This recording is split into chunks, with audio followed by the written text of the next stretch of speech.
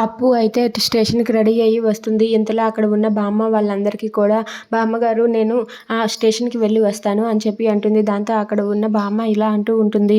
సరేనమ్మా క్షేమంగా వెళ్ళి జాగ్రత్తగా రా అని చెప్పి అంటుంది. దాంతో అక్కడ ఉన్న ప్రకాశం అయితే ఏంటి అమ్మా క్షేమంగా వెళ్ళి లాభంగా రా అంటారు గానీ నువ్వేంటి క్షేమంగా వెళ్ళి జాగ్రత్తగా రా అంటున్నావేంటి అని చెప్పి అడుగుతూ ఉంటాడు. దాంతో అక్కడ ఉన్న బామ్మ ఇలా అంటూ ఉంటుంది.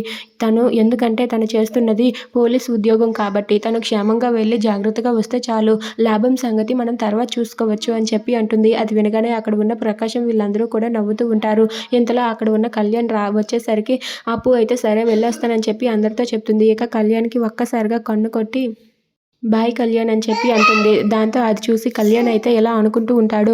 అందరూ ఉన్నప్పుడు ఆడవాళ్ళకి ఆశలు చూపించడం అలవాటేమో అని చెప్పి అనుకుంటూ ఉంటాడు. ఇక కళ్యాణ్‌కి బాయ్ చెప్పి అప్పు అక్కడి నుండి వెళ్తూ ఉంటుంది. ఇంతలో అక్కడికి ధాన్యలక్ష్మి వచ్చి చాలా సీరియస్‌గా ఆగు అని చెప్పి అప్పుపై గట్టిగా అరుస్తుంది. అది చూసి కళ్యాణ్ ఇంట్లో వాళ్ళందరూ కూడా ఒక్కసారిగా షాక్ అయిపోతారు.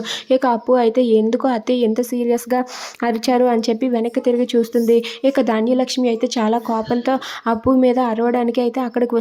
అది చూసి అప్పు అయితే అసలు ఏం జరిగిందని చెప్పి అనుకుంటుంది. If you like this video please like, share and subscribe friends.